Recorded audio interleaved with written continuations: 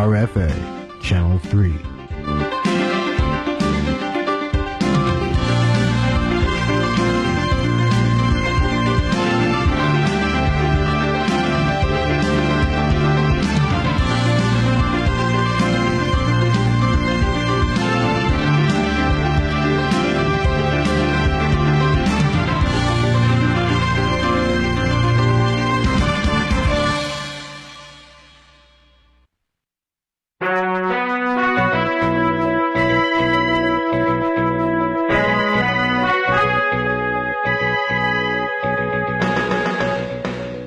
You're listening to Radio Free Asia. The following program is in Khmer.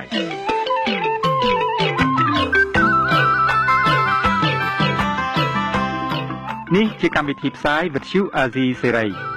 នេះជាកម្មវិធីផ្សាយរបស់វិទ្យុអាស៊ីសេរីជាភាសាខ្មែរវិទ្យុអាស៊ីសេរីសូមស្វាគមន៍លោកអ្នកនាងទាំងអស់ពីរដ្ឋធានី Washington នៃសហរដ្ឋអាមេរិក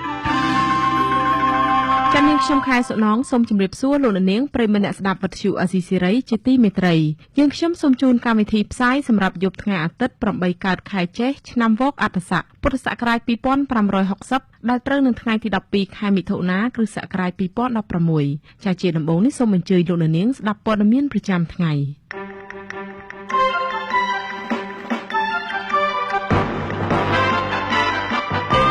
អ្នកវិភាគហៅការប្រកាសមិនចរចាជាមួយបកប្រឆាំងថាជាការបែកបាក់សាមគ្គីជាតិអធិការនគរបាលស្រុកកោះធំរារាំងមិនឲ្យជនជាតិវៀតណាមឆ្លងចូលទឹកដីកម្ពុជានៅថ្ងៃអាទិត្យនេះរួមនឹងព័ត៌មានសំខាន់ៗមួយចំនួនទៀត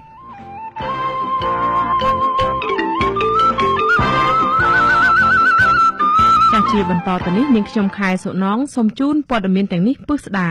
អ្នកវិភាគស្ថានភាពនយោបាយកម្ពុជាយល់ឃើញថាការប្រកាសមិនចរចាជាមួយគណៈបកសង្គ្រោះជាតិដោយប្រធានគណៈបកកាន់អំណាចនឹងធ្វើឲ្យមានការប្រឆាជាតិកាន់តែធ្ងន់ធ្ងរការប្រឆាដែលនឹងនាំមកនូវការប្រឈមរវាងគណៈបកកាន់អំណាចដែលមានកងកម្លាំងប្រដាប់អាវុធនិងគណៈបកប្រឆាំងដែលមានតែកម្លាំងប្រជាជនគាំទ្រទន្ទឹមនឹងគ្នានេះអង្គការសង្គមស៊ីវិលផ្នែកការបោះឆ្នោតប្រមានថាបើសិនជាស្ថានភាពនយោបាយនៅតែស្ថិតក្នុងភាពចម្រូងចម្រាសដោយសពថ្ងៃនេះវានឹងជះឥទ្ធិពលអាក្រក់ដល់ដំណើរការបោះឆ្នោតដែលកាន់តែខិតជិតចូលមកដល់នៅពេលខាងមុខចាលោកយ៉ងច័ន្ទតារារាយការណ៍ព័ត៌មាននេះសាស្ត្រាចារ្យផ្នែកវិទ្យាសាស្ត្រនយោបាយបណ្ឌិតសូចន្ទថាថ្លែងប្រាប់វិទ្យុអាស៊ីសេរីនៅថ្ងៃទី12មិថុនាថាជំហរមិនចរចាជាមួយគណៈបកប្រឆាំងរបស់លោកហ៊ុនសែននឹងនាំមកនូវផលវិបាកធ្ងន់ធ្ងរសម្រាប់ជាតិខ្មែរផលវិបាកទាំងនោះគឺជាការបាត់បង់សាមគ្គីជាតិខាតបង់ប្រយោជន៍ការបរទេសនិងខាតបង់ប្រយោជន៍សេដ្ឋកិច្ចទី1គឺខាតបង់ជាតិខ្មែរយើងបែកបាក់គ្នាជាការខាតបង់ធ្ងន់ធ្ងរថែមទៀតទៅលើនយោបាយការបរទេសពីព្រោះយើងឃើញហើយកន្លងមកយើងមិនសូវជាល្បីឈ្មោះល្អលើឆាកអន្តរជាតិប្រហែលទេចំណុចទី3យើងឃើញថាយើងខាតបង់ផលប្រយោជន៍សេដ្ឋកិច្ចធ្ងន់ធ្ងរណាស់ពីព្រោះនៅពេលដែលអ្នកដឹកនាំខ្មែរមិនអាចជជែកគ្នាមិនអាចនិយាយគ្នាបានដើម្បីបង្រួមរំជាតិផងតើឲ្យបរទេសណាអ្នកវិនិយោគទុនណាដែលហ៊ានបោះទុនកញ្ចប់លុយរាប់ពាន់លានមករកស៊ីនៅប្រទេសកម្ពុជាការថ្លែងរបស់អ្នកវិភាគរូបនេះធ្វើឡើងបន្ទាប់ពីប្រមុខរដ្ឋាភិបាលនិងជាប្រធានគណៈបកប្រជាជនកម្ពុជាលោកហ៊ុនសែនបានបញ្ជាក់ប្រាប់សារព័ត៌មាន Fresh News កាលពីយប់ថ្ងៃទី11មិថុនាថានឹងគ្មានការចរចាណាមួយរវាងគណៈបកប្រជាជនកម្ពុជានិងគណៈបកសង្គ្រោះជាតិនៅពេលខាងមុខនេះឡើយលោកហ៊ុនសែនថ្លែងថាការចរចាណាមួយនឹងអាចជះឥទ្ធិពលដល់ដំណើរការតុលាការដែលកំពុងមានចំណាត់ការលើរឿងមួយចំនួនហើយថារដ្ឋសភាគឺជាច្រកតែមួយគត់ដែលអាចជួបប្រជុំលើដំណើរការរបស់ជាតិតែគណៈបកសង្គ្រោះជាតិបានបោះបង់ចោលដោយខ្លួនឯងលោកហ៊ុនសែនបញ្ជាក់ទៀតថាបើសិនជាមានការចរចាគ្នាមែនគណៈបករបស់លោកនឹងមិនពិភាក្សាលើរឿងណាដែលជាសមត្ថកិច្ចរបស់តុលាការនោះទេហើយក៏មិនជជែកលើករណីអ្នកជាប់ពន្ធនាគារនោះដែរតាមរយៈការប្រកាសបែបនេះលោកសូចន្ទថាគិតថាមេដឹកនាំនយោបាយនៅកម្ពុជាគ្មានឆន្ទៈចង់ដោះស្រាយបញ្ហាជាតិនោះទេប៉ុន្តែបែរជារិះរកវិធីសាស្ត្រយ៉ាងណាដើម្បីតែការរក្សាអំណាចរបស់ខ្លួនតែប៉ុណ្ណោះការលើកឡើងបែបនេះវាឆ្លុះបញ្ចាំងអំពីលោកនាយរដ្ឋមន្ត្រីគ្មានឆន្ទៈក្នុងការបង្រួបបង្រួមជាតិគ្មានឆន្ទៈនិយាយអំពីបញ្ហាជាតិជាមួយនឹងដៃគូជំទាស់នយោបាយរបស់គាត់ទេរឿងទី2ខ្ញុំគិតថាការលើកឡើងបែបនេះហាក់ដូចជាបានបង្ហាញថាដៃគូជំទាស់នយោបាយរបស់គណៈបកកណ្ដាលអំណាចជាសត្រូវទៅវិញជុំវិញរឿងនេះនាយកប្រតិបត្តិអង្គការ Conference លោកកុលបញ្ញាព្រមានថា ដរាបណាស្ថានភាពនយោបាយនៅតែតានតឹងបែបនេះវានឹងជះឥទ្ធិពលអាក្រក់ទៅលើការបោះឆ្នោតដោយសេរីនិងយុត្តិធម៌នៅកម្ពុជាលោកជាការបោះឆ្នោតវាត្រូវការដេញដោលគ្នារបស់គណៈបកនយោបាយអ្នកនយោបាយលោកស្រីគាត់ភ័យខ្លាចគាត់អាចពិចារណាបានព័ត៌មានអស់នេះហើយក៏មានភាគីម្ខាងដែលអាចពិចារណាបានហើយភាគីម្ខាងទៀតមិនបានហ្នឹងគឺប៉ះពាល់ទីលានប្រកួតការបោះឆ្នោតមិនត្រឹមត្រូវលោកគោលបញ្ញាបញ្ជាក់ទៀតថារដ្ឋាភិបាលមិនត្រូវទុកបណ្ដេតបណ្ដោយឲ្យបញ្ហានយោបាយទាំងឡាយអូសបន្លាយរហូតដល់ការបោះឆ្នោតនោះទេពីព្រោះស្ថាប័នមួយនេះមានការទទួលខុសត្រូវខ្ពស់ជាងគេក្នុងការធានាឲ្យបាននូវការបោះឆ្នោតដោយសេរីនិងយុត្តិធម៌អ្នកនាំពាក្យគណៈបកប្រជាជនកម្ពុជាលោកសុកអេសានអះអាងថាការប្រកាសរបស់លោកហ៊ុនសែនមិនមែនជាការរំលាយវប្បធម៌សន្តិនិកនោះទេប៉ុន្តែគ្រាន់តែជាការផ្អាកបណ្ដោះអាសន្នតែប៉ុណ្ណោះលោកថាការជួបចរចារវាងគណៈបកកណ្ដាលអំណាចនិងគណៈបកប្រឆាំងអាចកើតមានឡើងលុះត្រាតែតុលាការអនុវត្តនីតិវិធីរបស់ខ្លួនរួចរាល់ជាមុនសិនអ្នកជាប់ទោសប្រមាណអ្នកហ្នឹងស្ថិតនៅក្នុងដៃតុលាការកំពុងដំណើរការនីតិវិធីដល់អញ្ចឹងបើកាលណាយើងជជែកគ្នាវានាំឲ្យមានឥទ្ធិពលទៅដល់ការងាររបស់តុលាការទោះបីជាមានការប្រកាសបែបនេះក្តីលោកយឹមសុវណ្ណដែលជាអ្នកនាំពាក្យគណៈបកសង្គ្រោះជាតិបញ្ជាក់ថាលោកមិនគិតថានេះជាការបិទផ្លូវមិនឲ្យមានការចរចាគ្នានោះទេលោកជឿជាក់ថាក្តីសង្ឃឹមនៅតែមានពីព្រោះគណៈបកទាំងពីរសុទ្ធតែចង់ដោះស្រាយបញ្ហាដូចគ្នាហើយគណៈបកសង្គ្រោះជាតិនឹងរិះរកវិធីជាបន្តទៀតដើម្បីអាចជួបជជែកគ្នាជាមួយភាគីគណៈបកប្រជាជនកម្ពុជាឈានដល់ការដោះស្រាយបញ្ចប់បញ្ហាទាំងឡាយដែលកំពុងកើតមានធម្មតាកាលណាយើងមានការចងជួបគ្នាយើងទទួលស្គាល់នៅបញ្ហាដែលយើងត្រូវដោះស្រាយតែបើយើងមិនដោះឲ្យចំឬគល់នៃបញ្ហាគឺការជួបជុំគ្នានោះវាប្រកបជាមិនជោគជ័យទេប៉ុន្តែខ្ញុំជឿថាគណៈបកទាំងពីរទាំងគណៈបកសង្គ្រោះជាតិទាំងគណៈបកប្រជាជនប្រកបជាមិនចង់ទុកបញ្ហាទេបញ្ហាសង្គមនិងនយោបាយនៅកម្ពុជាមានសភាពកាន់តែតានតឹងឡើងបន្ទាប់ពីសកម្មជនការពារសិទ្ធិមនុស្សសកម្មជនបរិស្ថានមន្ត្រីកោជបព្រមទាំងតំណាងរាស្ត្រនិងសកម្មជនគណៈបកប្រឆាំងជាច្រើនរូបត្រូវបានអាជ្ញាធរចាប់ឃុំខ្លួនជាបន្តបន្ទាប់ក្រៅពីនេះការប៉ុនប៉ងចាប់ខ្លួនលោកកឹមសុខាប្រធានស្ដីទីគណៈបកសង្គ្រោះជាតិដ៏មានប្រជាប្រិយភាពសឹងតែបង្កឲ្យផ្ទុះការតវ៉ាប្រឆាំងនឹងរដ្ឋាភិបាលស្ថិតក្នុងស្ថានភាពបែបនេះទាំងអង្គការជាតិនិងអន្តរជាតិជាច្រើនពិសេសអង្គការសហប្រជាជាតិនិងសហភាពអឺរ៉ុបបានបង្ហាញក្តីព្រួយបារម្ភរបស់ខ្លួននិងអំពាវនាវដល់រដ្ឋាភិបាលកម្ពុជាឲ្យធានានូវការគោរពសិទ្ធិមនុស្សពេញលេញដែលរួមបញ្ចូលទាំងសេរីភាពនៃការបញ្ចេញមតិសេរីភាពខាងសមាគមនិងសេរីភាពនៃការប្រមូលផ្ដុំជាពិសេសពួកគេទទូចឲ្យគណៈបកជាប់ឆ្នោតទាំងពីរបន្តវប្បធម៌សន្តិនិកតទៅទៀត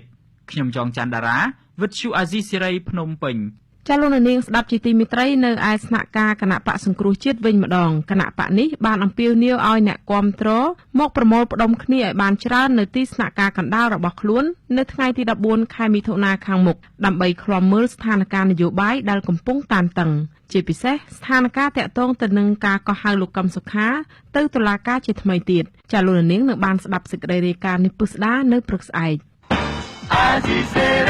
ក្រុមសហគមន៍ដែលមានវិវាទដីធ្លីនៅក្នុងរាជធានីភ្នំពេញមួយចំនួនរួមមានសហគមន៍បឹងកក់ជាដើមប្រកាសចំហថាពួកគេនៅតែបន្តធ្វើយុទ្ធនាការថ្ងៃច័ន្ទពណ៌ខ្មៅបើទោះបីជាមានបំរាមពីអាជ្ញាធរក្តីក្រុមអ្នកតវ៉ាប្រមានថាប្រសិនបើមន្ត្រីសមាគមការពារសិទ្ធិមនុស្សអាត់64នាក់និងអគ្គលេខាធិការរងនៃកោជបលោកនីចរិយានៅតែពុំទាន់មានដំណោះស្រាយឲ្យនៅក្រៅឃុំនៅឡើយទេយុទ្ធនាការដើម្បីទាមទារដោះលែងនេះនឹងនៅតែបន្តធ្វើរហូតចាសសូមអញ្ជើញលោកនាងស្ដាប់សេចក្តីរាយការណ៍របស់លោកមុំមនីរតស្របពេលយុទ្ធនាការដែលក្រុមអ្នកមានចំនួនដីធ្លីអាងថារៀបចំឡើងដើម្បីទាមទាររដ្ឋាភិបាលដោះលែងអ្នកការពារសិទ្ធិមនុស្សនិងបុគ្គលិកកោជប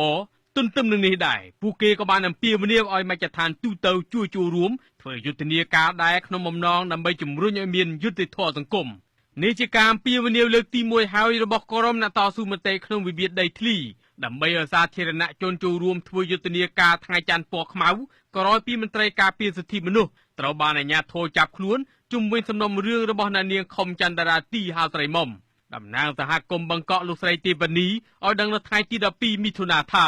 ការចូលរួមត្រឹមអ្នកមានវិវាទដីធ្លីដើម្បីទាមទាររកយុត្តិធម៌ឲ្យដោះលែងមន្ត្រីការពារសិទ្ធិមនុស្សអាត់ហុកនិងមន្ត្រីគណៈកម្មាធិការជាតិរៀបចំការបោះឆ្នោតនេះគឺពុំទាន់គ្រប់គ្រាន់នៅឡើយទេ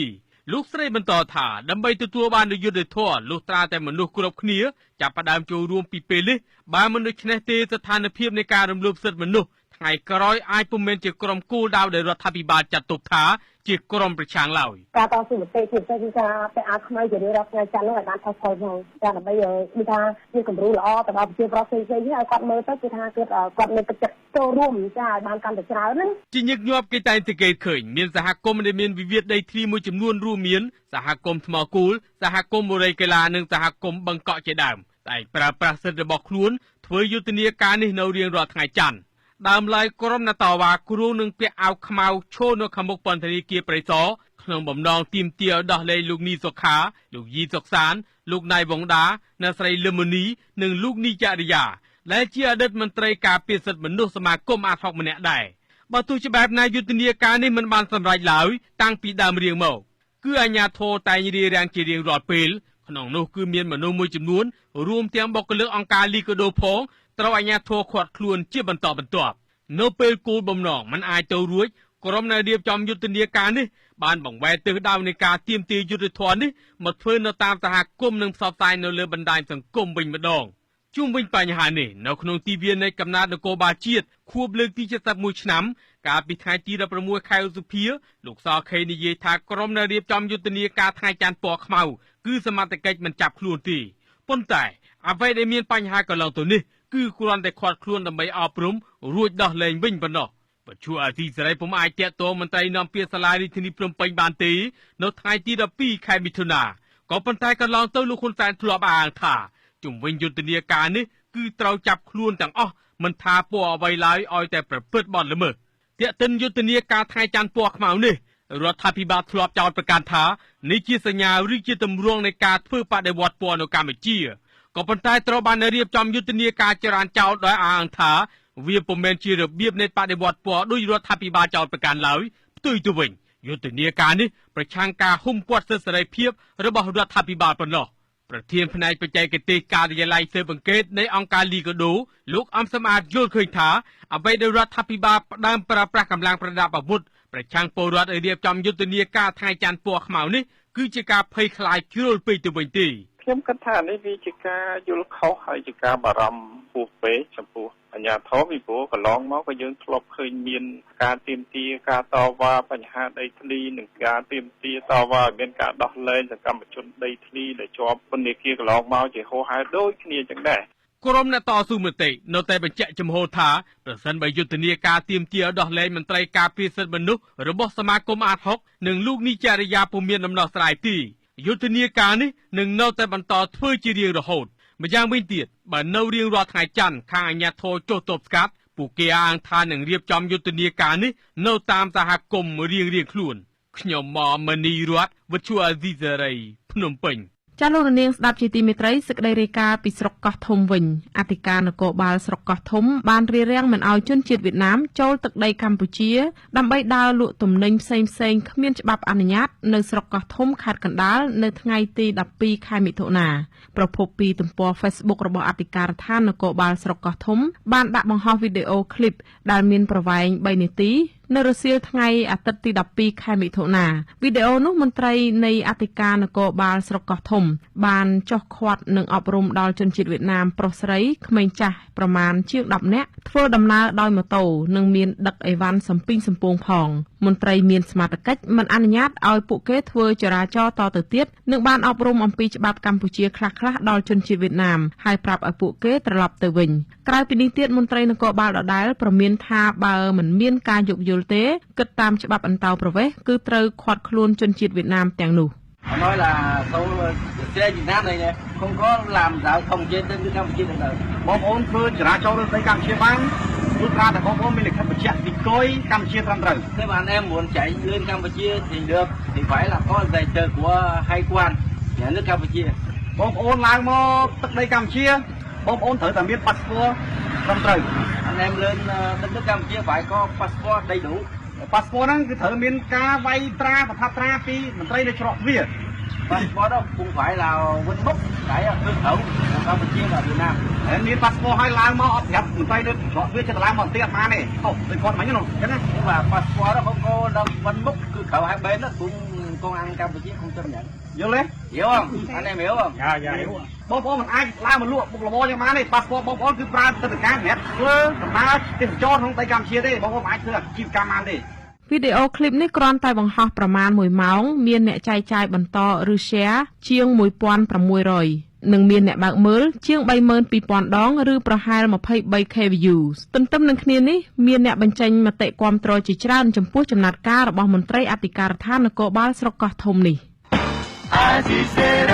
ចាលោកនាងស្ដាប់ជាទីមេត្រីលោកនាងទៅបានស្ដាប់ព័ត៌មានប្រចាំថ្ងៃរបស់វិទ្យុអាស៊ីសេរីដែលរៀបចំជូនដោយនាងខ្ញុំខែសុណងចាសូមអញ្ជើញលោកនាងរងចាំស្ដាប់នេតិវេទិកាអ្នកស្ដាប់វិទ្យុអាស៊ីសេរីបន្ថែមនៅពេលបន្តិចទៀតនេះ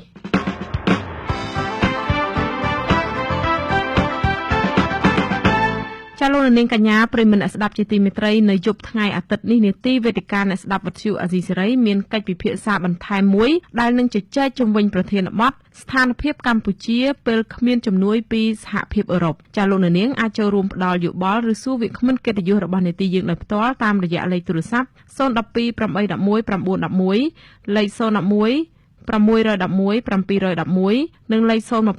211 804ចាលោកនាងក៏អាចផ្ញើជាសំណួរមកកាន់កម្មវិធីយើងទាំងមុននៅក្នុងពេលកំពុងផ្សាយតាមរយៈអ៊ីមែល ask@rfa.org ចាក្រៅអំពីស្ដាប់សម្លេងតាមវិទ្យុលោកនាងក៏អាចទស្សនាវីដេអូតាមអ៊ីនធឺណិតដែរចាសូមលោកនាងចូលទៅកាន់គេហទំព័រ www.rfa.org/ ខ្មែររួចចុចនៅលើពាក្យថាផ្សាយផ្ទាល់វេទិកាអ្នកស្ដាប់នៅខាងស្ដាំទំព័រដើម្បីទស្សនាវីដេអូផ្សាយផ្ទាល់នៃកម្មវិធីវេទិកាអ្នកស្ដាប់វិទ្យុអាស៊ីសេរីចាប់ពីពេលនេះរហូតដល់ម៉ោង 8 កន្លះយប់ម៉ោងនៅកម្ពុជាចាកម្មវិធីនេះសម្របសម្រួលដោយលោកជីវិតា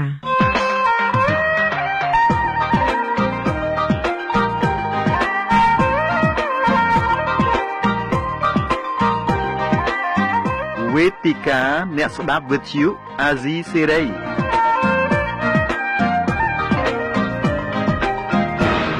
មកខ្ញុំអាជីវិតាសូមជម្រាបសួរអរលោកអ្នកនាងជាទីមេត្រីបាទដូចបានលើកហើយក្នុងរាត្រីនេះយើងនឹងពិភាក្សាជុំវិញប្រធានបទ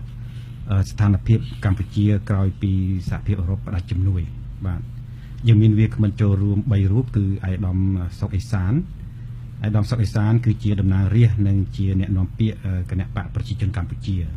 បាទជំរាបសួរអាយដាមបាទជំរាបសួរអរគុណអាយដាមបានឆ្លៀតឱកាសនៅថ្ងៃអាទិត្យនេះមកចូលរួមពិភាក្សាជាមួយពួកយើងបាទអរគុណ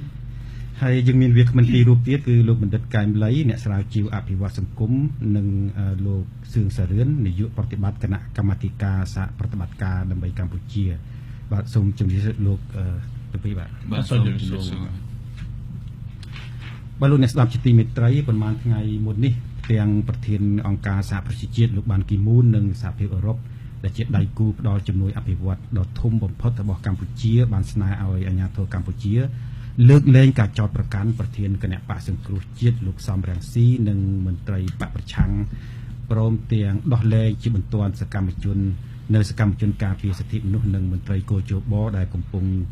ជាប់ឃុំបានឲ្យមានសេរីភាពឡើងវិញបាទសហភាពអឺរ៉ុបក៏បានភ្ជាប់ជំនួយរបស់ខ្លួនផ្ដល់ឲ្យកម្ពុជាសម្រាប់ឆ្នាំ2014ដល់ឆ្នាំ2020ដែលមានចំនួន410លានអឺរ៉ូថាអាស្រ័យលើការរីកចម្រើននៃស្ថានភាពសិទ្ធិមនុស្សនៅកម្ពុជាបាទជាដំបូងនេះខ្ញុំចង់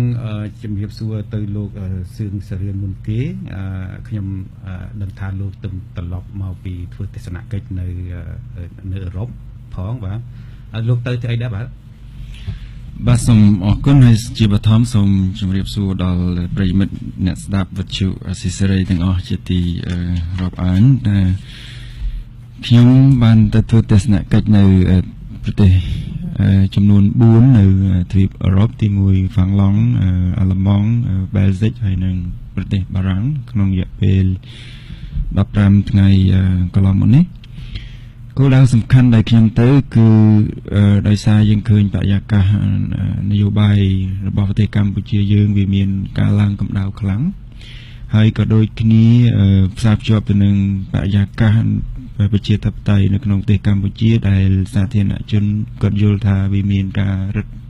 បន្តឹងកាន់តែខ្លាំងក្លាហើយនឹងទី2យើងឃើញបំរែបំរួលនៅហេរញ្ញប្បទានរបស់សហគមន៍អន្តរជាតិជាពិសេសសហគមន៍អឺរ៉ុបដែលផ្ដល់ឲ្យប្រទេសកម្ពុជាយើងហ្នឹងក៏វាមានការប្រែប្រួលដែរ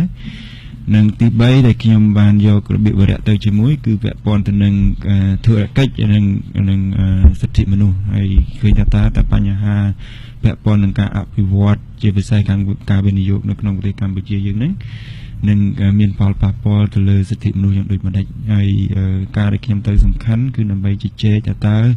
យើងរកវិធីសាស្ត្រជាពិសេសយុទ្ធសាស្ត្រតាក់ទងទៅនឹងផ្នែកនយោបាយផ្នែកសេដ្ឋកិច្ចហើយនឹងផ្នែកសង្គមបែបម៉េចដើម្បីជួយប្រទេសកម្ពុជាយើងនឹងឲ្យមានការអភិវឌ្ឍទៅមុខបានជាប្រសើរដោយសារយើងយល់ថាវានៅក្នុងដំណាក់កាលមួយបើសិនជាយើងមិនមានការជជែកគ្នាពីឥឡូវនេះបានប្រសើរទេវានឹងអាចធ្វើឲ្យកម្ពុជាយើងវិលថយក្រោយមួយជំហានឬក៏ពីរជំហានឬក៏ច្រើនជាងនេះដែលវានឹងធ្វើឲ្យប៉ះពាល់ទៅដល់ប្រជាពលរដ្ឋយើងទាំងមូលយ៉ាងម៉េចដែរជាទូទៅការខ្ញុំជួបទាំងប្រជាពលរដ្ឋមួយចំនួនខ្មែរយើងផងហើយនឹងសមាជិកសភាអឺរ៉ុបក៏ដូចគ្នានឹងអង្គការអន្តរជាតិសំខាន់ក៏ដូចគ្នាទៅនឹងអង្គការដែលធំជាងគេនៅក្នុងអឺរ៉ុបហ្នឹងដែលនិយាយអំពីអង្គការស្ដីអំពីកិច្ចសហប្រតិបត្តិការនិងការអភិវឌ្ឍសេដ្ឋកិច្ចហៅថា OECD ហើយយើងបានជជែកហើយយើងគាត់ឃើញគាត់មានសន្យាច្រើនគាត់នឹងអន្តរាគមន៍ទាំងផ្នែកកិច្ចការនយោបាយហើយតកាទូតហើយនឹងគាត់នឹងអន្តរាគមន៍ខាងផ្នែកកិច្ចការងារហិរញ្ញវត្ថុហើយនឹងកិច្ចការងារសេដ្ឋកិច្ចផងដែរបាទសូមអរគុណលោកអង្គការរបស់លោកក៏ឃ្លាំមើលជំនួយរបស់សហគមន៍អឺរ៉ុបផងដែរខ្ញុំចង់ដឹងថាតើជំនួយសហគមន៍អឺរ៉ុបហ្នឹងបានមកជួយមកកម្ពុជាទៅលើវិស័យអីខ្លះដែរបាទយើងឃើញតាំងពីនិយាយរួមតាំងពីមុនបោះឆ្នោត93រហូតដល់ក្រោយឆ្នាំបោះឆ្នោត93គឺជំនួយហ្នឹងកាន់តែបុកគំហុកខ្លាំងមកប្រទេសកម្ពុជាយើងហើយជាដំបូងគឺការជួយហ្នឹងគឺជួយស្ដារប្រទេសយើងឡើងវិញតាំងពីផ្នែកជាពិសេសការផ្នែកអប់រំផ្នែកសុខាភិបាលហើយលើកកម្ពស់លទ្ធិប្រជាធិបតេយ្យអបាលកិច្ចល្អក៏ដូចគ្នានឹងការពង្រឹងអង្គការសង្គមស៊ីវិលនិងស្ថាប័នរដ្ឋផងដែរដែលយើងមើលឃើញហើយជារៀងរាល់ឆ្នាំជាមធ្យមគឺសហគមន៍អឺរ៉ុបហើយនិងអង្គការនិងប្រទេសដែលជាសមាជិករបស់ខ្លួននឹងមានការវិភាគទានតែទៅលើជំនួយឥតសំណងទេជាមធ្យមចន្លោះពី130ទៅ150លានដុល្លារសហរដ្ឋអាមេរិកដែលគាត់ផ្ដល់សង្កេតគ្រប់វិស័យហើយការផ្ដល់របស់គាត់ហ្នឹងគឺគ្រប់គ្រងដែលយើងមើលក្នុងរបាយការណ៍ឆ្នាំ2013ហើយនិងរបាយការណ៍ឆ្នាំ2014នេះគឺគាត់ផ្ដល់វិសាលភាពយ៉ាងធំធេងទាំងតែគ្រប់26រាជធានីខេត្តក្រុងនៃប្រទេសកម្ពុជាយើងបាទសូមអរគុណតកតងនឹងជំនួយពីសហគមន៍អឺរ៉ុបនេះខ្ញុំចង់ងាកមកលោកបណ្ឌិតកែមលីម្ដងថាតើប្រសិនបើឥឡូវនេះសហគមន៍អឺរ៉ុបបានគម្រាមទទូចឲ្យគណៈបព្វប្រឆាំងរដ្ឋាភិបាលនឹងធ្វើការលើកលែងការចោទប្រកាន់គណៈមន្ត្រីគណៈបព្វប្រឆាំងមួយចំនួនឲ្យដោះលែងសកម្មជនសិទ្ធិមនុស្សជាដើមនៅកំពុងជាប់ពន្ធនាគារនឹងហើយប្រសិនបើមិនធ្វើតាមទេមិនដឹងថាមានជំហានយ៉ាងម៉េចទៀតទេប៉ុន្តែខ្ញុំឥឡូវនេះចង់ដឹងថាតើអាចនឹងមានផលប៉ះពាល់អ្វីខ្លះជាអវិជ្ជមានដល់ពលរដ្ឋកម្ពុជាប្រសិនបើសហគមន៍អឺរ៉ុបនឹងផ្ដាច់ជំនួយឬក៏កាត់ជំនួយមួយចំនួននោះបាទសូមអរគុណហើយសូមជម្រាបសួរដល់ជនរួមជាតិហើយសូមជម្រាបសួរដល់ពលរដ្ឋដែលចូលរួមថ្ងៃច័ន្ទពណ៌ខ្មៅផងដែរជាទូទៅសហគមន៍អឺរ៉ុបនឹងជួយច្រើនបើយើងមើលពីឆ្នាំ1992មកដល់2012ជំនួយឥតចំណងហើយនឹងបំណុលសរុបរួមមិនតិចជាង 12,000 លាននេះអានឹងយើងអត់ទាន់គិត2014 2015សហគមន៍អឺរ៉ុបនឹងជួយ 22% អានឹងបើយើងមើលក្នុងរបាយការណ៍ Aid Effectiveness របស់ក្រសួងផែនការ 22% ច្រើនណាស់ 22% បាទ CDC ហើយបន្ទាប់មកមានជប៉ុនមាន 16% បន្ទាប់មកមាន IMF World Bank ADB ហើយនិងសហរដ្ឋអាមេរិកអីជាដើមឡាចំណែកចិនមានប្រហែលជា 4% នៅក្នុងជំនួយហ្នឹងណាតាំងពីនោះមកបាទជាទូទៅបើសិនជា សហគមន៍អឺរ៉ុបបកកជំនួយមែនព្រោះឯងវាមិនទាន់ផ្ដាច់ជំនួយបកកជំនួយមែនវាប៉ះពាល់ធំធេងទី1យើងត្រូវពិនិត្យមើលកម្មវិធីជាតិសម្រាប់អភិវឌ្ឍតាមបែបប្រជាធិបតេយ្យថ្នាក់ក្រោមជាតិដំបូងឡើយតាំងពីកម្មវិធីសិលារហូតមកកម្មវិធីដៃគូអភិបាលកិច្ចមូលដ្ឋានហើយនឹងកម្មវិធីជាតិសម្រាប់អភិវឌ្ឍតាមបែបប្រជាធិបតេយ្យថ្នាក់ក្រោមជាតិ2010-2019ពឹងផ្អែកច្រើនមែនតែនសហគមន៍អឺរ៉ុបជួយខាងផ្នែកហ្នឹងរួមទាំង OSA រួមទាំងដៃគូអភិវឌ្ឍផ្សេងៗប៉ុន្តែអឺរ៉ុបជួយច្រើនជាងគេទី2យើងមើលប៉ះពាល់តាក់ទងទៅនឹងគម្រោងអភិបាលកិច្ចល្អគម្រោងគណនេយ្យភាពសង្គមសហគមន៍អឺរ៉ុបជួយច្រើនណាស់ហើយនឹងគម្រោងដែលមក NGO មកអង្គការក្រៅរដ្ឋាភិបាលមិនទៅជាង2ទៅ5លានទេគាត់ប្រកាសមួយឆ្នាំសម្រាប់state actor non state actor ណាសម្រាប់ជំនួយឥតចំណងទៅដល់អង្គការក្រៅរដ្ឋាភិបាលហើយនិងអាជ្ញាធរផងដែរកន្លែងនេះបើយើងមើលខ្ញុំជឿថាมันប៉ះពាល់ទៅដល់អ្នកធំឬក៏អង្គការមួយចំនួននេះមានណាស់ទោះបីផ្ដាច់100-200ឆ្នាំទៀតក៏គាត់ចាយមិនអស់ដែរលុយគាត់ណាប៉ុន្តែបើសិនជាយើងគិតទៅឲ្យជ្រៅវាប៉ះពាល់ដល់ប្រជាពលរដ្ឋហើយសហគមន៍អឺរ៉ុបនេះមិនមែនជួយតែរឿងលុយនៅក្នុង ODA ហ្នឹងទេ Official Development Assistance ហ្នឹងទេគឺសម្រាប់កូតានាំចេញសម្រាប់អីទោះបីជាចិនរោងចក្រចិនគេហៅ Kingdom of China ចក្រភពចិនមកច្រើនពីតៃវ៉ាន់ពីហុងកុងពីចិនឯកូក៏ដោយប៉ុន្តែនាំចេញហ្នឹងមិនមែននាំទៅចិនវិញទេគឺនាំទៅសហគមន៍អឺរ៉ុបហើយនឹងសហរដ្ឋអាមេរិកការជួយជាកូតាការជួយជាក្រុមហ៊ុនទិញសម្ភារៈហ្នឹងអាហ្នឹងក៏ជាជំនួយមួយទៀតដែរហើយជាពិសេសសហគមន៍អឺរ៉ុបជួយទាក់ទងទៅនឹងជំនួយបច្ចេកទេសណាជាឧទាហរណ៍ដូចតាមរយៈអាឡម៉ង់ GIZ អីជួយកំណែតម្រង់រដ្ឋបាលសាធារណៈ World Bank អីជួយទៅរឿងកំណែតម្រង់ហិរញ្ញវត្ថុសាធារណៈអញ្ចឹងវាមិនអាចប៉ះពាល់ទៅដល់ថវិកាប្រាក់ខែឬមួយក៏រដ្ឋបាលព្រោះខ្មែរយើងឥឡូវនេះមានពន្ធច្រើនដែរក៏ប៉ុន្តែវាប៉ះពាល់ទៅដល់សកម្មភាពកាលណាដាច់ជំនួយពីដៃគូអភិវឌ្ឍភាគច្រើនសកម្មភាពទៅតាមក្រសួងនានាហ្នឹងគឺត្រឹងហ្មងហើយមានន័យថាដាច់សកម្មភាពហើយបុគ្គលិកក៏មិនសូវមានសកម្មភាពដែរពីព្រោះបុគ្គលិករដ្ឋភាគច្រើនអ្នកបច្ចេកទេសមិនយើងអ្នកនយោបាយទេអ្នកបច្ចេកទេសភាគច្រើនគឺគាត់ធ្វើសកម្មភាពផ្អែកទៅលើជំនួយឥតចំណងហើយនឹងបំណុលមួយចំនួន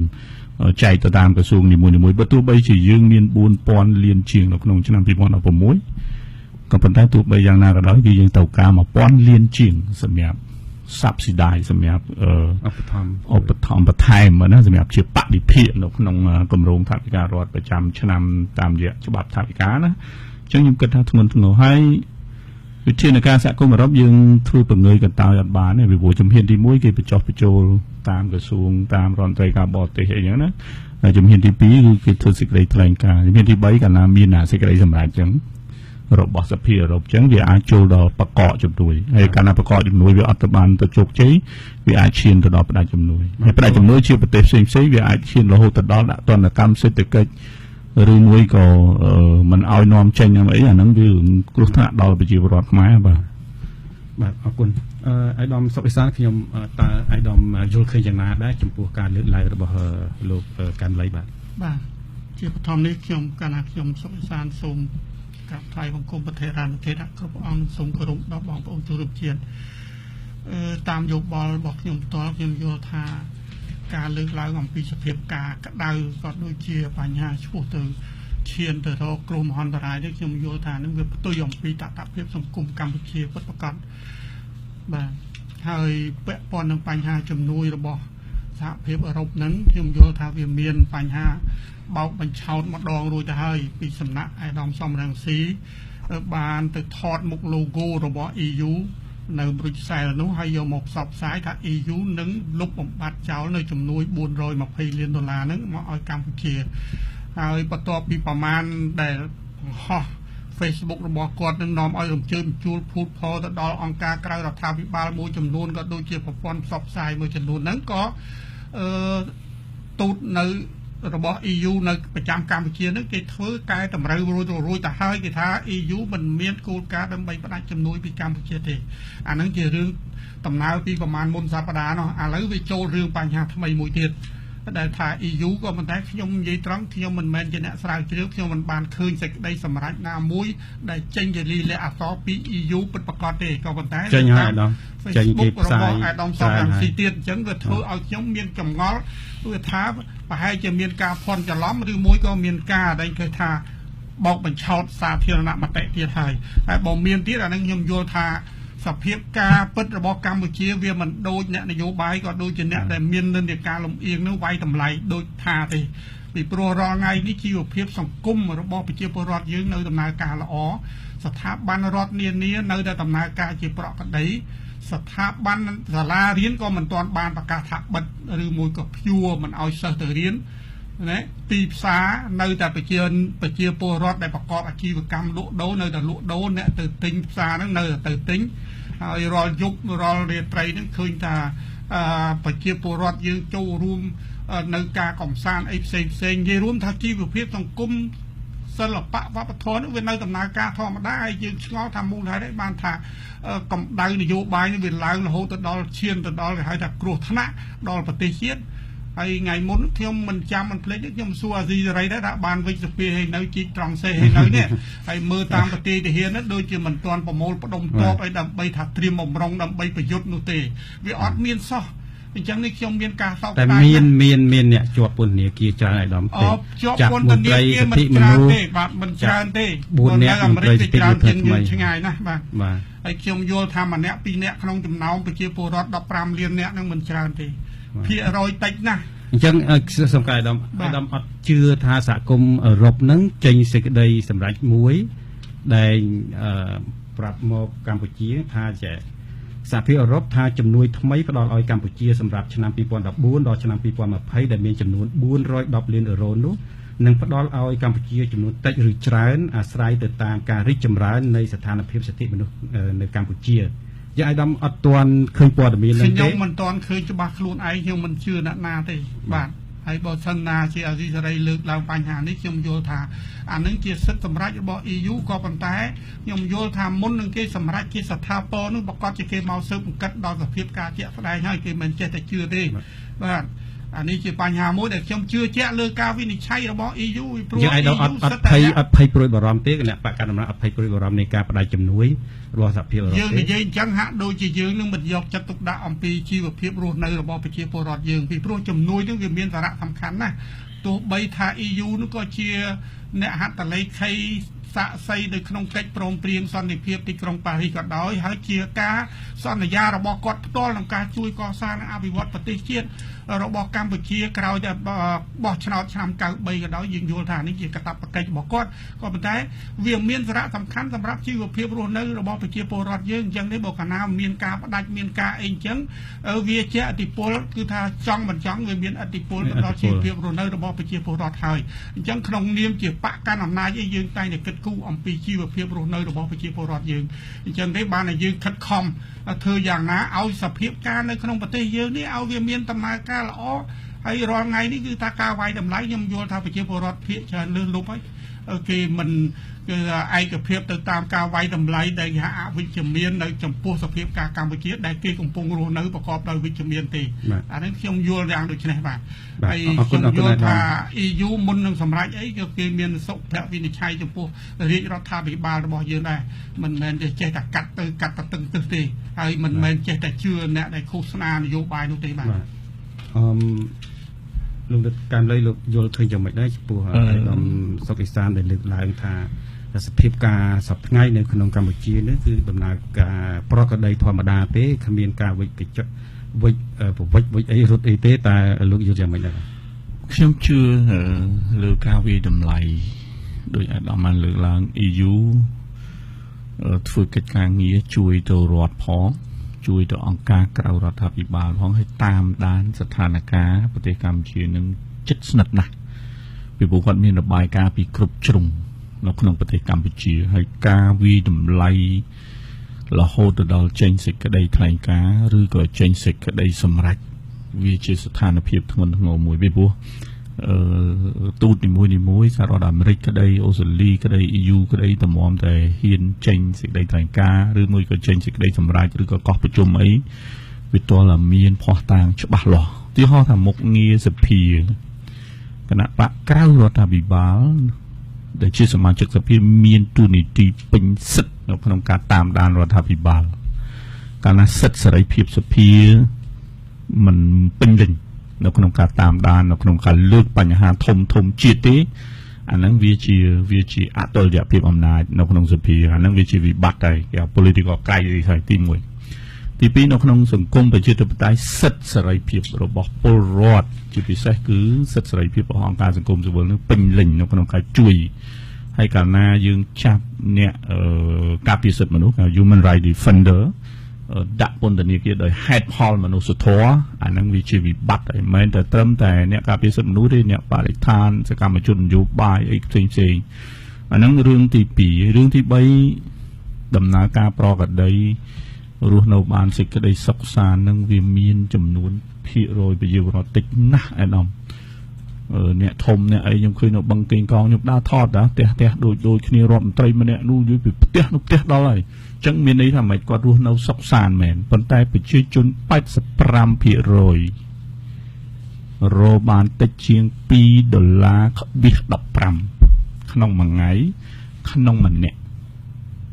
ហេតុផលនឹងជាវេទនាមួយដែលធ្វើឲ្យគាត់ចំណាក់ស្រុកជាវេទនាមួយដែលគាត់សុខចិត្តទៅធ្វើខ្ញុំគេធ្វើការបំរើតាមផ្ទះដែលជាតម្លៃទាបបំផុតនៅក្នុងតម្លៃការងារនៅលើពិភពលោកក៏ដូចជានៅក្នុងប្រទេសកម្ពុជាដែរឪពុកនិងម្ដាយកម្រណាស់ដល់តែមានការតល់មែនតែនមានបញ្ហាធំដុំមែនតែនបានឲ្យកូនខ្លួនឯងនឹងទៅធ្វើការងារក្នុងឋានៈទាបបំផុតជាអ្នកបម្រើការងារតាមផ្ទះឲ្យគេកន្លែងហ្នឹងដែលឲ្យច្រើនណាស់រាប់លានឥឡូវចូលលានអ្នកសម្រាប់អ្នកទៅធ្វើការងារជាយើងមិននិយាយអំពីដល់ខ្ញុំកញ្ចេះគេណាប៉ុន្តែកន្លែងហ្នឹងគឺជាតម្លៃនៃការងារហ្នឹងទាបណាស់ហើយមួយទៀតបើយើងនិយាយពីរឿងសក់តាក់ទងរឿងបំណុលវិញកុំថាប្រជាពលរដ្ឋនឹងរស់នៅបានសេចក្តីសុខខ្ញុំមកពីភូមិកំណប់ឃុំរលាំងកែងស្រុកសំរោងទងខេត្តកំពង់ស្ពឺពីយប់មិញជាទូទៅយើងឃើញបិទថាគាត់មានផ្ទះធំនៅតាមផ្លូវប៉ុន្តែមួយចំនួនហ្នឹងគឺលក់ដីទេដែលមកទិញណាហើយនឹងចងការប្រាក់គេទេគេឲ្យវានឹងជាពាក់បំណុលគេសឹងស្ទើរតែគ្រប់គ្នាបាទហើយបានកូនផ្ញើមកតិចតួចឬមួយក៏រោងចក្រហើយបើសិនជា EU រហូតទៅដល់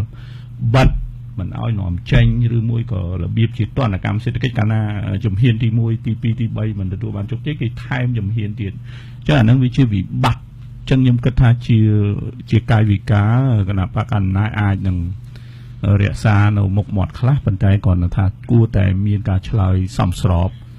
ហើយជាបន្ទាន់អានឹងបានជាដំណោះស្រាយល្អបាទលោកកាន់តែលើកអំពីជំហានបន្ទាប់ដែលអាចសហភាពអឺរ៉ុបអាចធ្វើទៅបាននោះអាចជាការ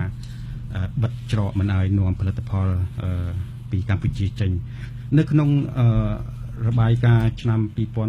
2015របស់ក្រសួងពាណិជ្ជកម្មគឺថាការនាំចេញផលិតផលសម្លៀកបំពាក់និងស្បែកជើងពីកម្ពុជាទៅក្រៅប្រទេសនឹងមានទឹកប្រាក់សរុបជាង$6,000 លានអាមេរិកក្នុងនោះ46% នៃការនាំចេញសរុបគឺទៅសហភាពអឺរ៉ុបបាទហើយក្រៅពីទីផ្សារនៃផលិតផលសម្លៀកបំពាក់និងស្បែកជើងរបស់កម្ពុជាសហភាពអឺរ៉ុបក៏ជាទីផ្សារសំខាន់មួយទៀតសម្រាប់ផលិតផលស្ករសនិងអង្ករកម្ពុជាដែរបាទទាក់ទិននឹងរឿងនេះបើសហភាពអឺរ៉ុបមិនឲ្យនាំផលិតផលពីកម្ពុជាចូលទៅសហភាពអឺរ៉ុបទេនោះតើចង់ជំរាបសួរអាយដាមសុកអេសានតើតាមអាយដាមមើលអាចនឹងមានផលវិបាកអ្វីខ្លះសម្រាប់កម្មករកម្ពុជាយើងដែលមានជាង60,000 នាក់នោះបាទខ្ញុំដូចខ្ញុំលើកខាងដើមចឹងគឺថាខ្ញុំមិនទាន់ជឿនៅលើការសម្រេចរបស់ EU នឹងទេមុននឹងគាត់សម្រេចយ៉ាងណាគាត់ធ្វើការសិក្សាស្រាវជ្រាវបានល្អិតល្អន់ហើយវាយតម្លៃអំពីសភាពការរបស់កម្ពុជានឹងពិតប្រាកដ មិនយករបាយការណ៍ជាមូលដ្ឋានមិនយកអាការដែលលឺនិយាយជាមាត់ចាប់មាត់ព្រៀប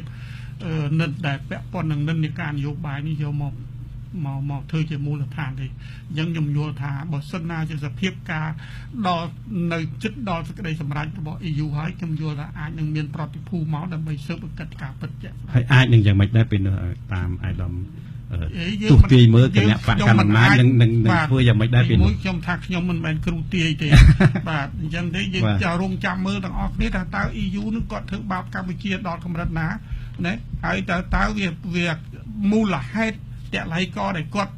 យកមកដើម្បីកាត់ជំនួយនេះតើវា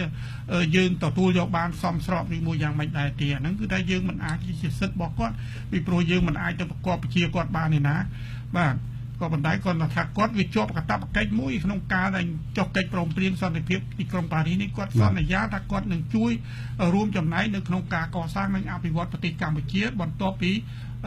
បោះឆ្នោតឆ្នាំ93រហូតមកដល់បច្ចុប្បន្ននេះបាទលោកសេរីប្រសិនបើឈានទៅដល់ចំណុចនឹងតើចំពោះកម្មករខ្មែរជាង60,000នាក់ដែលកំពុងធ្វើការនៅវិស័យកាត់ដេរសម្លៀកបំពាក់និងស្បែកជើងតើលោកយល់ឃើញយ៉ាងម៉េចដែរចំពោះពួកគាត់មុននឹងឆ្លើយសំណួររបស់លោកវិចារខ្ញុំចង់បញ្ជាក់នៅពេលដែលខ្ញុំជួបជាមួយនឹងមន្ត្រីថ្នាក់ដឹកនាំនៅ EU ក៏ដូចជាអង្គការអភិវឌ្ឍសេដ្ឋកិច្ចOECD គាត់បានពិភាក្សាអំពីតម្រុយ2សំខាន់តម្រុយទី1គឺ EU មានការវិនិយោគដោយផ្ទាល់ជាមួយកម្ពុជាមានក្រុមហ៊ុនមួយចំនួនដែលគាត់មកវិនិយោគដោយផ្ទាល់នៅកម្ពុជាប៉ុន្តែគាត់ក៏មានក្រុមហ៊ុនជាច្រើនទៀតវិនិយោគកម្ពុជាដែរប៉ុន្តែតាមរយៈក្រុមហ៊ុនបរទេសផ្សេងៗឧទាហរណ៍តាមរយៈក្រុមហ៊ុនវៀតណាមក្រុមហ៊ុនចិនក្រុមហ៊ុនម៉ាឡេស៊ីក្រុមហ៊ុនថៃជាដើមឡើយគាត់មើលក្នុងចំណុចនេះគឺគាត់បានជម្រាបមកខ្ញុំវិញថាគាត់មានការបារម្ភមែនទែនត្រង់ថា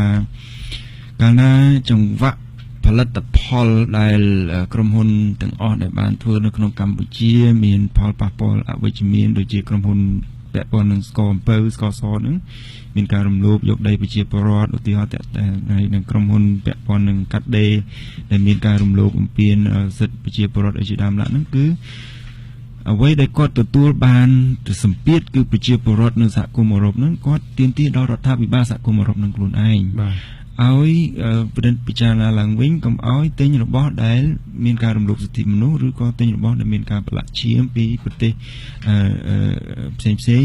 ដែលគាត់អះអាងថាមាននៅក្នុងកម្ពុជាមានករណីនឹងកើតឡើងត្រង់ចំណុចនេះបើសិនជាយើងមើលឃើញគឺថាទំនាក់ទំនងរបស់ EU គឺមិនត្រឹមតែ EU ខ្លួនឯងទេគឺគាត់មានទំនាក់ទំនងដោយសារ EU ជាសមាជិកនៃអង្គគេហៅថាប្រទេសទាំង7ប្រទេសមហាអំណាចទាំង7ខាងផ្នែកសេដ្ឋកិច្ចនិងប្រទេសមហាអំណាចសេដ្ឋកិច្ចទាំង20ដែលគាត់ជាសមាជិកនឹងអញ្ចឹងគាត់នឹងធ្វើកិច្ចការងារជាមួយគ្នាដែលគាត់បានជជែកជាមួយខ្ញុំនឹងថាតើនឹងរកវិធីសាស្ត្រយ៉ាងណាដើម្បីបង្កលក្ខណៈដ៏ប្រសើរសម្រាប់ជួយប្រជាពលរដ្ឋកម្ពុជាហើយក៏ដូចជាជួយរដ្ឋាភិបាលកម្ពុជាដើម្បីដោះស្រាយបញ្ហានេះព្រោះថាគាត់ឃើញថាបញ្ហានេះត្រូវតែដោះស្រាយហើយបើមិនដោះស្រាយទេផលប៉ះពាល់គឺប្រជាពលរដ្ឋផ្ទាល់ដែលគាត់នឹងអាចជាពិសេសកម្មករហើយដែលយើងមើលរបាយការណ៍របស់ក្រសួងផែនការយើងអបអរសាទរដែលគាត់អះអាងថារយៈពេលកាត់បន្ថយភាពក្រីក្រពីឆ្នាំ1997ពីជាង 50% មកនៅត្រឹមតែ 17% នៅ 2015 ប៉ុន្តែដោយឡែករបាយការណ៍របស់ World Bank វិញគឺគាត់បានប្រាប់ថាប្រជាពលរដ្ឋប្រហែលជាពាក់កណ្ដាលគឺមានន័យថាប្រហែលជា 7.5 លាននាក់កំពុងតែរស់នៅលើភាពបន្ទាត់ក្រីក្រទេហើយបើយើងមើលស្ថានភាពដោយលោកកែមលីគាត់បានលើកឡើងស្ថានភាពពាក់ព័ន្ធនឹងហិរញ្ញប្បទាននិងសេដ្ឋកិច្ចនេះដែលប្រជាពលរដ្ឋសុទ្ធតែម្នាក់មានបំណុលហើយដែលគាត់ខ្ចីមួយទៅសងកន្លែងមួយហ្នឹងគឺយើងគិតថាជាចរន្តនៃថវិកាមួយដែលលំបាកទី2យើងឃើញគ្រោះហានិភ័យនៃធម្មជាតិដែលកើតឡើងជារៀងរាល់ថ្ងៃហ្នឹងហើយបំផ្លាញយើងឃើញនៅដូចនៅសៀមរាបអី 300-400 ខ្នងកាលមុនហើយនៅកែបអីហ្នឹងមានការលិចលង់ហើយមានការរហូតដល់គ្រោះរាំងស្ងួតជាដើមឡើយហើយនឹងភាពភ័យខ្លាចរបស់គាត់នេះថែមទៀតនៅពេលដែលព្រឹត្តិការណ៍កើតឡើងប្រហែលចុងក្រោយប្រហែលពី3ខែចុងក្រោយនេះគឺគាត់ហាក់បីដូចជាប្រជាពលរដ្ឋហ្នឹងគឺគាត់នឹងនៅក្នុងដំណាក់កាលមួយ ភ័យរួចហើយខ្លាចផ្ដាច់ជំនួយទៀតតាមជំនួយមួយទៀតដែលប៉ះពាល់នឹងជីវិតសូមអរគុណលោកសឿនបាទឥឡូវខ្ញុំសូមលើកទូរស័ព្ទទៅលោកបញ្ញាពីភ្នំពេញជម្រាបសួរលោកបញ្ញាបាទជម្រាបសួរលោកជីវិតាបាទសូមឲ្យលឺទៀតអត់សូវលឺលោកបញ្ញាបាទហៅឡូលឺមកបាទសូមដាក់សំណួរបាទសូមទូបាទថាដំឯកលើអីការយល់ឃើញว่าដំមិនដែលថាលោកបានពីមូលនៃមិនយល់ពីតតិភាពអីសង្គមឬស្ថានភាពសង្គមហើយគឺទម្លាប់ទាំងឯដំក៏ដូចជាអស់លោកនាំពាក្យមកជំនួសក៏ច្រើនថាអ្នកនេះនាំពាក្យឲ្យប្រឆាំងអ្នកនោះពាក្យប្រឆាំងអីចឹងណានេះខ្ញុំចង់ឲ្យអាដាមឆ្លើយពីការយល់ឃើញរបស់អាដាមប៉ុន្តែជាបន្តទៀតខ្ញុំសូមចូលរួមមានជាយោបល់ទេសូមអធិស្ឋានមិនមែនថារិះគន់ឬចោទប្រកាន់ខុសត្រូវអធិស្ឋានព្រោះនេះគណៈបកកណ្ដាលក៏ជាគណៈបកដឹកនាំប្រទេសខ្ញុំហើយខ្ញុំក៏ជាខ្មែរក៏គិតពីអនាគតកូនចៅរបស់ខ្ញុំវែងឆ្ងាយទៅទៀតខ្ញុំសូមមានយោបល់ចេះសូមឲ្យលឿនតិចបាទយើងមានពេលតិចមានសំណួរអីសូមដាក់មកកាន់អំណាចគួរតែយើងកែសម្រុងនៅតឡាការណាដូចជាសំយើងទៅទៅធាបានមកហត់ទៅមកក៏កាយអារឿងមុនហើយសុំសខារឿងអញ្ចឹងមកធ្វើឲ្យតាស្អុយនេះដូចឯកឧត្តមថាមិនមានអីទេតែនៅតាមជារបស់គាត់ណាគ្នាប្រើសិទ្ធិស្របច្បាប់រដ្ឋធម្មនុញ្ញសម្បត្តិមេដៃក៏ស្ទាក់ទៅទុកដល់រួចមកថាមិនមេដៃមិនខ្លាចខ្លាចដូចនិយាយទៅមានកំហុសច្រើនប៉ុន្តែលើកតែប៉ុណ្្នឹងបាទអរគុណបាទសូមអរគុណអារម្មណ៍ស្ដាប់បានទេបាទស្ដាប់បានបាទអរគុណលោកបញ្ញាបាទឥឡូវអរខ្ញុំឆ្លើយបាទខ្ញុំសូមអរគុណណាស់ហើយខ្ញុំយល់ថាខ្ញុំគ្មានផ្អែកទៅលើក្បួនតម្រាអីទេគឺផ្អែកទៅលើការជាក់ស្ដែងដែលរាល់ថ្ងៃនេះយើងកំពុងរស់នៅក្នុងសង្គមមួយដែលមានសុខសន្តិភាពស្ថិរភាពនយោបាយសុវត្ថិភាពប្រជាពលរដ្ឋមានប្រកបដោយភាពនៅក្នុងជីវភាពរស់នៅឯខ្ញុំមិនដឹងថាម៉េចពីព្រោះថាលោកបញ្ញាហ្នឹងក៏វាទទួលផលមនុញ្ញផលពីសន្តិភាពស្ថិរភាពនយោបាយនិង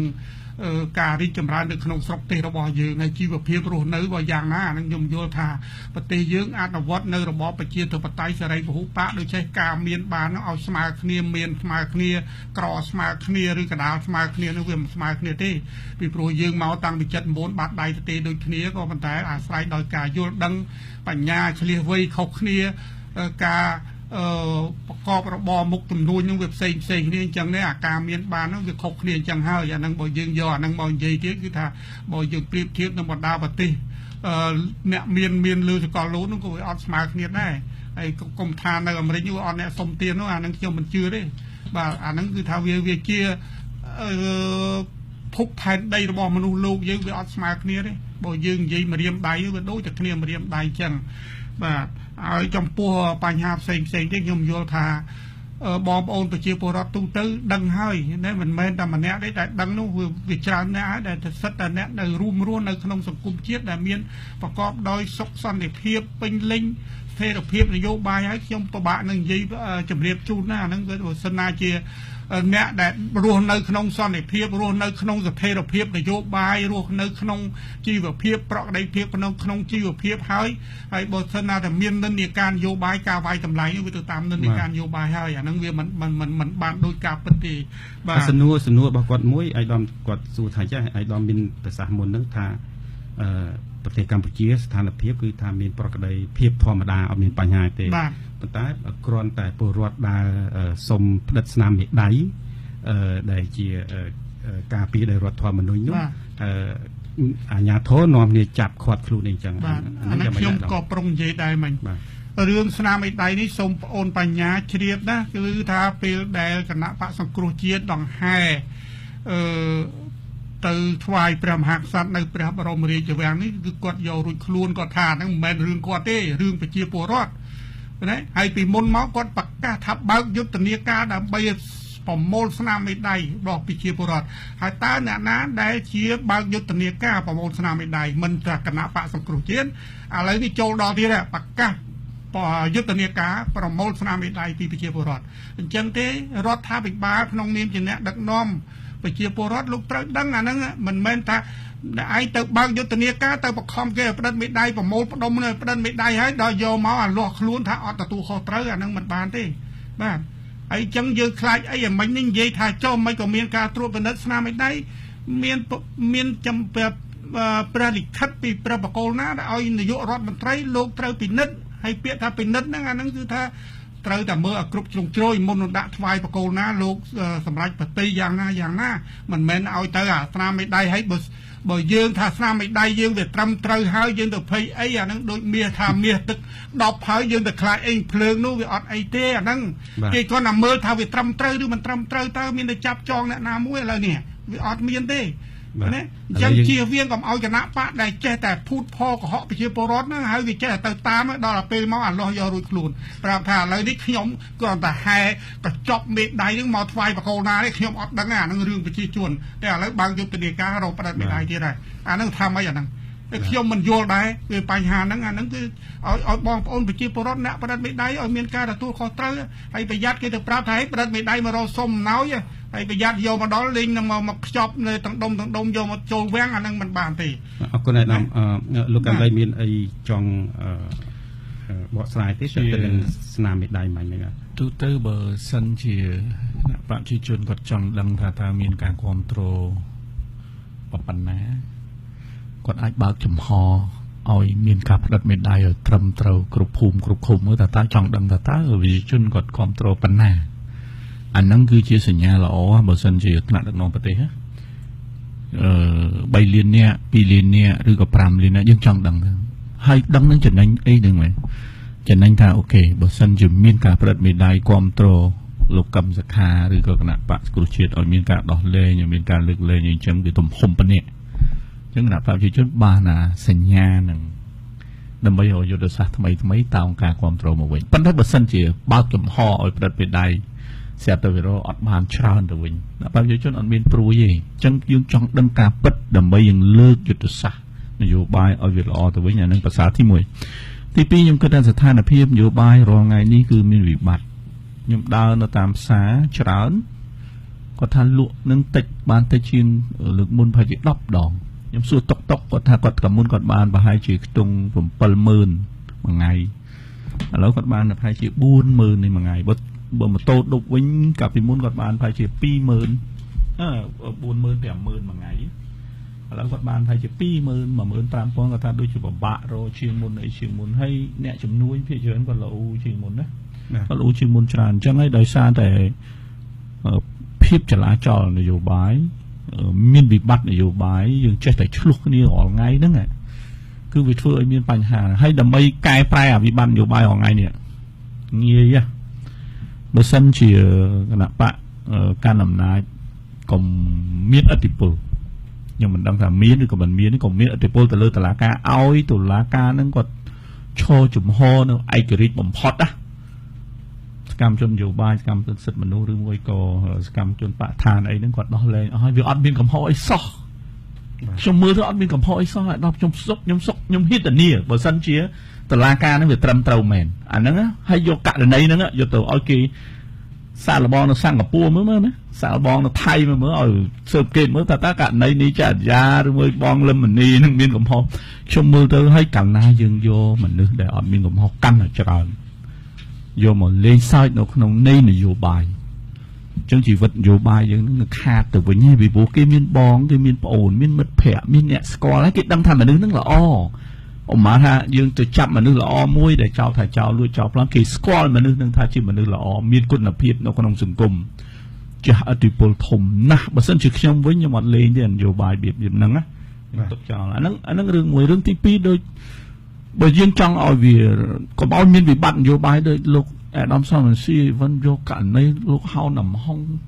តាំងពីណាមកយកមកធ្វើហើយបើសិនជាអាដាមហៅណាំហុងនឹងអត់មានបញ្ហាអញ្ចឹងមែនបើខ្ញុំវិញខ្ញុំជាគាត់វិញខ្ញុំប្តឹងទៅតុលាការខ្មែរក្រហមភ្លាមដើម្បីឲ្យតុលាការបកស្រាយថាខ្ញុំមានពាក់ព័ន្ធរឿងគុកនឹងអត់អាហ្នឹងគឺគាត់ល្អមកគាត់មានទឹក10មែនមកបើសិនជាអញ្ចឹងណាហើយមិនត្រូវយករើសដែលខ្ញុំតែនិយាយថាអាសេះស៊ីបោះចោលក្នុងកំប៉ុងដឹងប្រហែលឆ្នាំហើយស្រាប់តែអត់មានអីអុករើសយកមកអុកគេវិញអាហ្នឹងវាគួរឲ្យអាម៉ាស់បើសិនជាយើងអ្នកលេងអុកវិញណាបាទ សូមអរគុណឥឡូវខ្ញុំសូមភ្ជាប់ទូរស័ព្ទមួយខ្សែទៀតលោកសឹមញៀនពីខេត្តកំពង់ធំលោកសឹមញៀនលោកញៀនខ្ញុំចង់សួរឯកឧត្តមសុកអេសានថាប្រទេសកម្ពុជាមានសន្តិភាពនយោបាយសន្តិភាពនយោបាយរបៀបពីណាលោកឯកឧត្តមប្រចារណាមើលឯកឧត្តមដូចគ្នាកំហុសអីសោះឯកឧត្តមចាប់គេគ្មានទោសពេចាប់ពីណាលោកចាប់ពីណាខ្ញុំចង់សួរឯកឧត្តមថាប្រទេសកម្ពុជារីកចម្រើនត្រង់ណាដែលឯកចម្រើនរីកចម្រើននោះឯកឧត្តមប្រជារាស្ត្រខ្មែរខ្ញុំជាប្រជារាស្ត្រខ្មែរពីឈ្នួលតាមទៅលោករងឯកឧត្តមវេទនាណាឯកឧត្តមវេទនាយ៉ាងម៉េចទៅបាទលោកវេទនាយ៉ាងម៉េចវេទនាទៅទីឈ្នួលគេហើយដាំតែថ្ងៃមួយថ្ងៃតាណាគេឲ្យលុយទៅតាណាគេអត់ទាន់ឲ្យលុយទេណាហើយភ្លៀងក្តៅហើយមើលព្រៃឈើណាបាក់ជាជនបង្កើតបំផ្លាញអស់លីងហើយណាឯកឧត្តមខ្ញុំចង់សួរឯកឧត្តមតើប្រជាពលរដ្ឋថ្ងៃនេះនយោបាយរបស់ឯកឧត្តមប្រើនយោបាយសំកុកពីរឿងស្រីរឿងប្រទេសជាតិអត់គិតទៅគិតរឿងស្រីឯកឧត្តមមកបោះបង់ចោលហើយគណៈបព្វជិជនណាបាទសូមអរគុណលោកញៀនយើងស្ដាប់បានហើយអរគុណណាបាទអាដាមសុខសាន្តចង់អញ្ជើញបាទអរគុណលោកញៀនណាស់បាទហើយខ្ញុំយល់ថាការស៊ីឈ្នួលដាំដំឡូងឲ្យគេការស៊ីឈ្នួលអូសឈើគេនឹងវាមិនស្រួលទេតែបែកញើសហូរញើសអស់កម្លាំងហើយបានប្រាក់ខែតិចទៀតអាហ្នឹងវាអញ្ចឹងបានរាជរដ្ឋាភិបាលខិតខំណាស់ក្នុងការធ្វើម៉េចរកការងារឲ្យបងប្អូនធ្វើទាំងក្នុងស្រុកទាំងក្រៅស្រុកអាហ្នឹងខ្ញុំបានបញ្យល់តាមអាស៊ីសេរីម្ដងហើយទេហើយយើងบอกคณะយើងអត់តម្រេះទេវាគ្មានអីក្រៅពីការប្រើកម្លាំងទេលោកពូលោកបងអាហ្នឹងវាច្បាស់ជាអញ្ចឹងហើយខ្ញុំពីដើមមកមុននឹងបានមកអង្គុយហ្នឹងក៏ខ្ញុំធ្លាប់ធ្វើកលីគេដែរវាដូចតែគ្នាទេទី2រឿងព្រៃឈើហើយថាវាកើតមកដោយសារនេះរឿងកាប់ឈើនេះចុះប្រទេសជប៉ុនប្រទេសបារាំងថ្ងៃមុននេះលិចលង់ប្រទេសឥណ្ឌាលិចលង់ងាប់មនុស្សរាប់10នាក់រាប់រយនាក់ហ្នឹងមានតែកាប់ឈើឯណាដែរឬមួយក៏វាអតិពលពីកាប់ឈើស្រុកខ្មែរទៅហើយអាមេរិកថ្ងៃមុននេះនៅអានេះរដ្ឋតិចសាសហ្នឹងទឹកចំនួនឡើងលិចកកកដីហ្នឹងអាហ្នឹងហើយនឹងនៅប៉ាគីស្ថានហ្នឹងអាហ្នឹងល្អិលភ្នំមកហ្មងក្របលើភូមិអាហ្នឹងគឺថាឲ្យយើងមើលទាំងអស់ឲ្យមើលកុំមើលតែគិតមកជ្រុងអាហ្នឹងសូមជម្រាបជូនណាខ្ញុំមិនប្រតិកម្មអីទេថាមានយោបល់យ៉ាងម៉េចអាហ្នឹងហើយរីកចម្រើនមិញហ្នឹងរីកចម្រើនហើយប្រជាពលរដ្ឋមានសិទ្ធិដើម្បីបញ្ចេញមតិយោបល់ហ្នឹងអាហ្នឹងហើយរីកចម្រើននោះអាហ្នឹងក៏តែមកផ្នែកតូចមួយទេបាទហើយអ្នកណាក៏ទទួលស្គាល់ហើយរីកចម្រើនហ្នឹងពីដើមគឺថាយើងធ្វើដំណើរទៅណាហើយយើងទៅដើរឆ្លងកាត់អីអាហ្នឹងមានផ្លូវកស៊ូដើរទេហើយឥឡូវយើងត្រូវមើលទៅចេញពី79មករហូតដល់ថ្ងៃនេះវារីកចម្រើនអីអាហ្នឹងវាសច្ចធម៌ហើយបាទលោកសរៀនអើយស្ងាត់ជាងគេឥឡូវមុននេះចង់សួរសំណួរមួយមុននឹងបន្តិចលោកបានលើកឡើងអំពីបញ្ហាស្ករឈាមបញ្ហារំលោភសិទ្ធិមនុស្សអីហ្នឹងអាចពាក់ព័ន្ធនឹងការនាំចេញអីជាដើមហ្នឹង